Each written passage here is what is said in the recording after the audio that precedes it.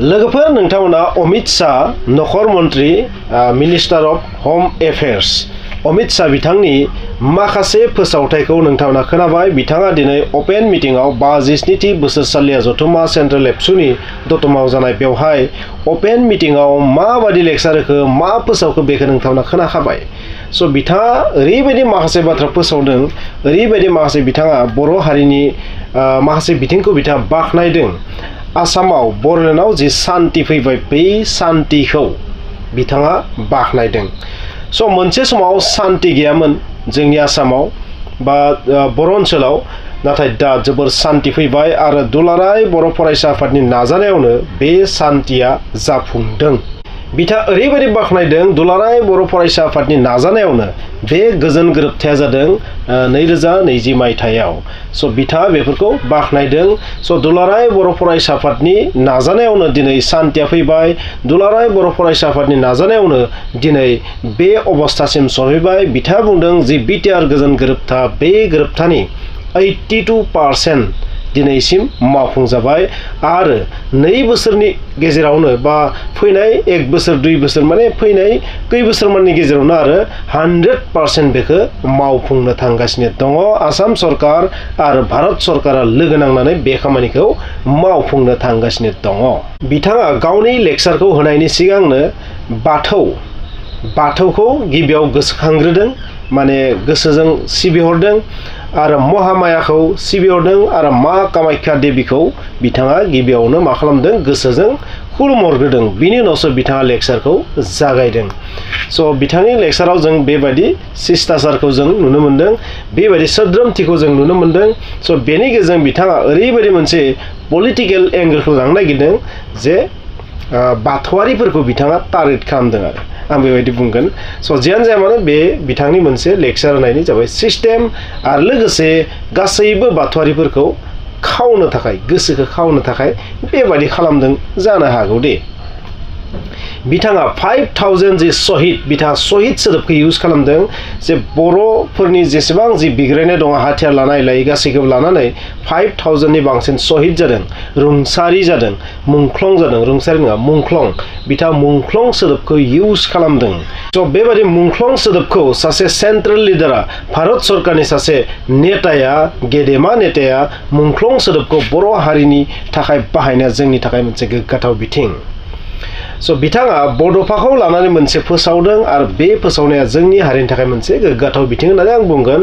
स' बड'फा उपेन्द्रनाथ ब्रह्म नामनि मोनसे लामा दिल्लीयाव नेक्स्ट एप्रिलनि फार्स्ट उइक बा एप्रिल मासाव मोनसे जागायनो थांगासिनो दङ। दिल्लीयाव मेन रड जागोन आरो बिथांनि मुङाव बिथांनि पिक्सार टिक्सार गासैबो थागोन आरो बैहाय आरो बैखौ जागायगोन आसाम सरकारनि चिफ मिनिस्टार बा गुबुन गुबुन नेताफोर, दुलाराय बर' फरायसा आफादनि नेताफोर आरो काउन्सिलनि जेसेबां लिडारफोर दङ बै गासैबो बैहाय थांनांगोन आरो थांनानै बेखौ जागायजेनगोन आरो बेबादिनो बड'फाया सोर बेखौ गासै इन्डियाआव मिथिगोन आरो बा गासै मुलुगानो मिथिगोन।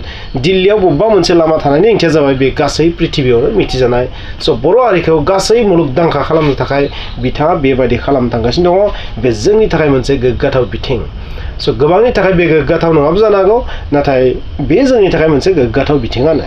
आरो बिथाङा दुलाराय बर' फरायसा आफादखौ मोनसे बाख्नायदों। दुलाराय बर' फरायसा आफादनि मैखोम नाजानायावनो दिनैसिमहालागै थाखो 12 सिम बर' रावा मिडियाम हिसाबै बाहायजाबाय आरो इयुनावबो बियो माने आरोबाव जेन गोजौ लेभेलाव थाङो बेनि थाखाय भारत सरकारा गोख्रोङै खामानि मावनो थांगासिनो दङ। नरेन्द्र मदिनि दैदेननायाव भारत सरकारा बर' हारिनि मोनफ्रोमबो बिथिंखौ माने नागारनायाव गैया। जे बर' हारिखौ बर'नि सेंग्रा सिख्लाफोरखौ डेभेलप खालामनो थाखाय गोख्रोङै नाजागोन आरो माब्लाबाबो फावसायनाय जानाय नङा। प्रमद बर' बिथाङा गावनि लेक्साराव मोजां इनस्टिटिउट गायसननायनि बाथ्रा बुंदोंमोन आरो बिथाङा बुंदों प्रमद बाबु नोंथाङा बेनि थाखाय जेबो टेनसन लानाङा, नोंथाङा बियाबाबो जोङो बर'लेण्ड ओनसोलाव बिटिआरआव मा खालामगोन बेबायदि गेदेर इनस्टिटिउटखौ गायसनगोन। स' बेबायदि बिथाङा खोथा होदों। बबेखानि फोसावदों, पलिटिकेल लिडारफोराथ' फोसावखायो नालाय फोसावदों आरो बिथाङा कंग्रेस सरकारखौबो मोनसे जावदों आरो गावनि लेक्साराव कंग्रेस सरकारखौ बिथाङा मा जावदों जेब्ला 27 जानुवारि 2020 मायथाइयाव बिटिआर गोजोन गोरोबथाया जादोंमोन अब्ला कंग्रेसआ बुंदोंमोन बे गोरोबथाखौ खालामनायनि उनावबो जेबो सान्ति फैनाय नङा। नाथाय बिथाङा बुंदों बे गोरोबथाखौ खालामनायनि उनाव दिनै ABSPA होननानै मोनसे दंना AFSPA बेखौ आसामनिफ्राय बबेखानि बरलेण्ड ओनसोलनिफ्राय बोखारनाय जाबाय बेबायदि बिथाङा इंगित होदों। डेट मिन्स बे जि ABSPA बेखौ सिगांथ' बोखाराखैमोन नाथाय बे गोरोबथानि उनाव बेखौ बोखारनो हानाय जाबाय बा बोखारनाय जाबाय। स' सान्ति फैनायखायसो बेखौ बोखारनाय जाबाय। स' कंग्रेस सरकारा बुंदोंमोन गोजोन जानाय नङा नाथाय बहुत सान्ति फैबाय बेखौनो बिथाङा फोरमायदों आरो बुंदों दुलाराय बर' फरायसा आफादनि नाजानायाव ABSUनि नाजानायावसो बेबादि सान्तिया जाफुंनो हादों मोगथां जादों। बे गोरोबथाया जानानै गासैबो हाथियार गथायनानै माने गोजोन जाजोब्बाय बेबायदि बिथाङा बुंनो नाजादों। बबेखानि बिथांनि बुंनायजों माखासे सुबुंफोरा गोरोबनाय नङा खारन माखासे सुबुंफोरनि बेलायाव दाबो माने असान्ति बेबायदि बुङो आरो।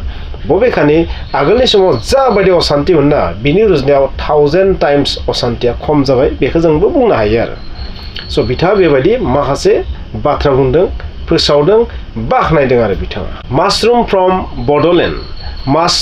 फ्रम बड'लेण्ड बड'लेण्डनिफ्राय मैखुन बेबायदि मोनसे जानाय मुवा दिल्लीसिम लाङो जाहैबाय आरो बेबायदि मुंजों आरो बेनिखायनो बे जानाय मुवा मैखुननिफ्रायबो बरलेण्डखौ गोबां मानसिया मिथिबाय आरो माने बिथाङा ओरैबायदि फोरमायनो नागिरदों जे बरलेण्ड मुङा सारिय'फाले गासै इण्डियाआवनो माने लासै लासै गोसारबाय थादों आरो बेबायदि बिथाङा बुंनो नाजादों। दुरान्ड काप जानानै थांबाय बे दुरान्ड काप खुंफुंनायखौ बिथाङा गोसोखांदों आरो बिथाङा मोनसे इनफरमेसन होदों 2037 मायथाइयाव जोंनि भारतआव अलिम्पिक गेम्स इन्टारनेशनेल गेम्स नङा होमबा अलिम्पिक गेम्स जानो थांगासिनो दङ आरो बेवहाय बरलेण्डनि सेंग्रा सिख्लाफोराबो जेन रेडि जायो बेनि थाखाय थियारि जायो बै अलिम्पिकआव जेन बाहागो लानो हायो बेखौबो बिथाङा खावलायदों। स' 2037 मायथाइयाव इण्डियाआव अलिम्पिक जागोना बर्तमानाव फाइनाल आरो जुदि बै समखिनियाव जुदि जेबो बुहुमाव दावराव दावसि गेदेर दावराव दावसि जुदि जायाबा थारैनो 2037 मायथाइयाव इण्डियाआव अलिम्पिक जागोना फाइनाल।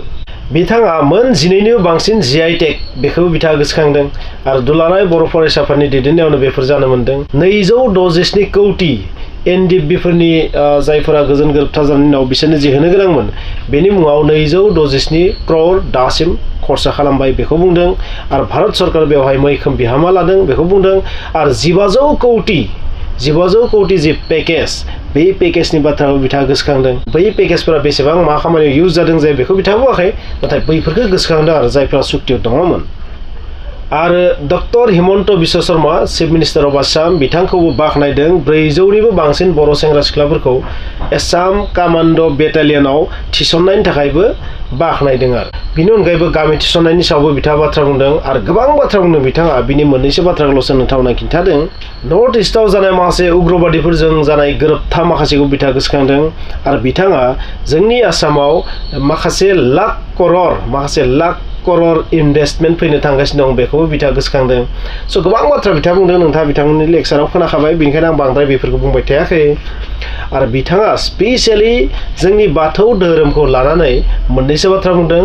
रां राशि मैथा हाजि बारि गंथाम बबेखानि बिथांनि उच्चारणा थिग जायाखै रां राशि मैथा हाजि बारि गंथाम बेखौ लानानै बिथाङा कम्पेरिजन खालामदों ब्रह्मा विष्णु महेश्वरजों आरो जि पन्चतत्व बाथौ मोनबा सान्थौ बै मोनबा सान्थौ जाबायदि पन्चतत्वआव दङ बार दै बेफोरबायदि न बै जि मोनबा तत्व बै बाथ्राखौ बिथाङा कम्पेरिजन खालामनानै बुंदों जे जास्ट लाइक जोंनि सनातन बा हिन्दु धोरोमाव जाबायदि दङ सेम बेनिखायनो बिथाङा जोंनि धोरोमखौ बाख्नायदों आरो बिथाङा जे गेदेमा मोनसे धोरोम होननानै बिथाङा बुंनो नाजादों आरो सिजौनिबो बाथ्रा बिथाङा बुंदों। सासे बेबायदि नखर मन्थ्रिनि खुगानिफ्राय जोंनि बाथौ धोरोमखौ बुंहोनो हानायाबो जोंनि थाखाय मोनसे गोग्गाथाव बिथिं लोगोफोर। स' बिथाङा बेबायदि बर' हारिनि मोनफ्रोम इम्पर्टेन्ट पइन्टखौ टाच खालामनो नाजादों आरो बिथाङा बबेखानि बेवहाय जों साननो गोनां जाहैबाय दुखुनांथाव जाहैबाय बिथाङा DR नाब्ला बिथांखौ लानानै फंसेबो बुङाखिसै माने बे मिटिंआव रन्जन दैमारि बिथांनि बाथ्रायानो ओंखारनायखौ जों नुवाखिसै आरो मात्र थांनाय मोनसे भिडिअ नोंथांमोना नुदों जानांगौ अरुणाचल प्रदेशनि सासे नेताया माने डेलिगेट सेसनाव मोननैसो बाथ्रा बुंदों आरो DR नाब्ला बिथांखौ लानानै नाथाय अमित शाह बिथाङा DR नाब्ला बिथांनि फंसेबो बुंनायखौ जों नुवाखिसै।